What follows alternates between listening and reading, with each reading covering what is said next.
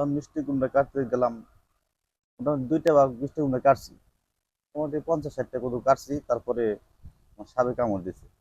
সাপে কামড় দেওয়ার পরে আমি বললাম যে, ভাই আমার তো সাপে কামড় দিছে। এই কথা বলার পরে আমার ভাই তাকাইছে। পরবর্তী আমার মোটামুটি 15-20 সেকেন্ড জ্ঞান ছিল, তারপরে যে কি হয়েছে এটা আমি বলতে পারবো না। পরে হাসপাতালে নিয়ে গেছে। পরে আমার ভাইরা বললো যে এই লিপিলি করে প্রাণ হয়েছে বা এইভাবে ভ্যাকসিন ট্যাকসিন দিছে, একটু কি আর কি। তারপরে কি হয়েছে আর হাসপাতালে ছিলাম হলো 12 দিন। আর বাড়ি এসে ওই চিকিৎসা নিয়েছি 1 সপ্তাহ। আজকে মোটামুটি 31 দিন। না অবস্থা বেশি একটা খাবার পারে না, এটা বেশি আটর পারে না, আটর গেলে পাউডার খুলে যায়, ব্যথা করে, মাথার মধ্যে ব্যথা করে, আর কিছু কোনো কাম কাজ তো করবে পার না। এই আমরাই মনে করেন এই যে আজকে একটা মাস হয়ে গেল আমরাই দেখতেছি, না আমরা আর কতদিন দেখবানি, আমরা তো ফল গোবাদ খাই নি, ফলটা কতদিন দেখে করবো এটা না। হ্যাঁ ডাক্তারের যে গেছে সপ্তাহে নিয়েছিল দেখাবার, আবার 6 মাস সপ্তাহে নেওয়া লাগবে, এনে টেহা লাগতেছে না, টেহাই তো গোস করে পারতেছি না, খুব সমস্যা হয়ে যাইতেছে। বর্তমান মজলিশপুর এবং মহিদাপুরে চরাঞ্চলে যে কৃষকের ফসল তোলার মতন কোনো শ্রমিক পাওয়া যাচ্ছে না। অর্থাৎ মনে করেন রাসেল ভাইবারের কামড়ে অনেক লোকই মারা গেছে এবং কিছু লোক মনে করে কামড়ে আহত, মানে মৃত্যু সজ্জায় বর্তমানে।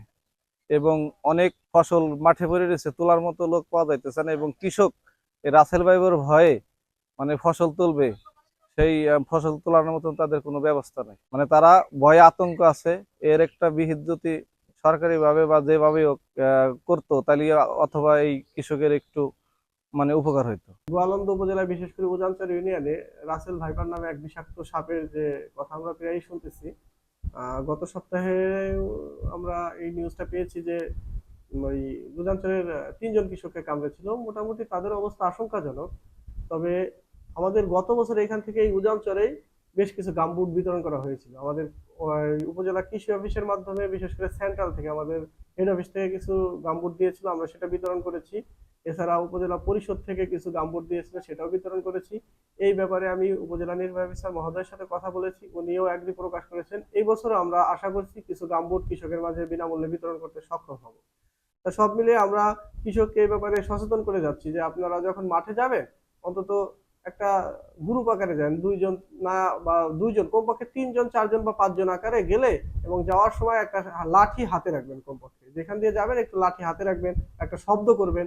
কারণ সাপ যেমনই হোক, যতটাই ভয়ঙ্কর হোক, অন্তত একটু ভয় পায়। আর সাধারণত ওর পায়ে, ওদের কামড় দেওয়ার অবস্থাটা সবসময় পায়ের দিকে থাকে, নিচের দিকে। যার কারণে যদি নিচে বাড়ি দেওয়া যায় বা গাম্বুট জাতীয় কোনো কিছু পরিধান কৃষক করে, তাহলে হয়তোবা এই ধরনের যে বিপজ্জনক আশঙ্কা রয়েছে সেখান থেকে আমরা মুক্তি পাবো। একটা গাম্বুটের দাম বেশি না, 500-600 বা এর নিচেও হতে পারে, খুব বেশি দাম না।